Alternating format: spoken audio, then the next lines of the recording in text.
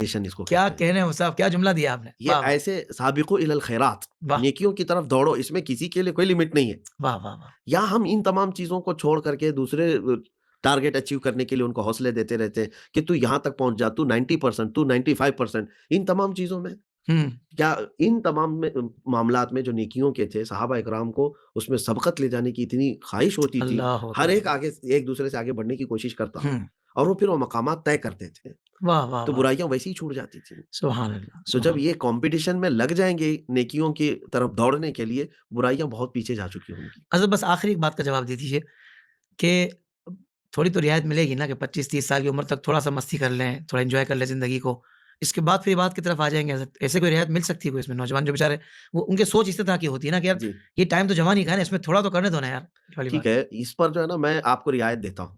اللہ اکبر. حضور محبوب الہی نظام الدین اولیاء رحمۃ اللہ علیہ کی طرف ایک قول منسوب ہے. اچھا. ان کے ایک مرید نے بھی پوچھا تھا کہ کبھی کبھار گناہ کرنے کی اجازت تو ہونی چاہیے. اللہ اکبر. تو آپ نے کہا بالکل ہونا، لیکن 2 شرطیں ہیں. اچھا 2 شرطیں میں وہ آپ کے سامنے دوہرا رہا ہوں. جو نوجوان یہ چاہتے ہیں وہ ہماری طرف سے یہ بات کو لے کر کے جائیں. کیا بات ہے کبھی گناہ کرنے کی پیکج خواہش دے ہو، رہے ہیں آپ. کوئی برائی کرنے کی خواہش ہو، نمبر 1 پہلی شرط یہ ہے کہ اس جگہ جا کر کے گناہ کرو جہاں خدا کی حکومت نہیں ہے.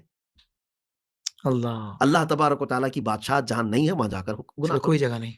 نہیں ہے نہیں. تو مرید نے حضرت سے یہی کہا کہ حضور ایسی کون سی جگہ ہے، ایک ذرہ بھی خارج نہیں ہے اس کی سلطنت سے. اللہ.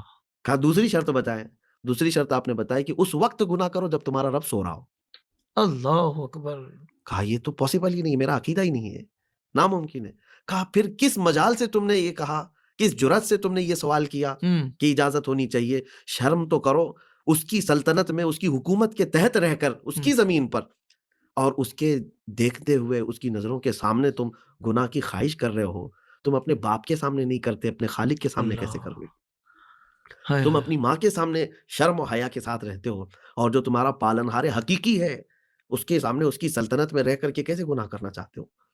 تو سیدھی سی بات یہ ہے، نہ رب تعالیٰ کی سلطنت سے کوئی حصہ خالی ہے، اور نہ کوئی وقت اس اللہ تبارک و تعالیٰ کی طرف غفلت کا ہم کر سکتے ہیں. اللہ اکبر. لا تأخذہ سنۃ ولا نوم. تو اب لوگوں کو یہی چاہیے کہ ہمہ وقت. اچھا ایک بات مجھے یہاں یاد آتی ہے کہ پلین میں سفر کرتا ہوا ایک مسلمان نوجوان، وہ یورپین تھا، اس کو ایئر ہوسٹس نے شراب سرو کیا، تو اس نے جواب میں کہا آئی ایم اے مسلم. یہ جملہ کچھ لوگوں کو چبھتا ہے، تو ایئر ہوسٹس نے کہا آپ کو نہیں پینا ہے نہ پیو، لیکن جواب میں آپ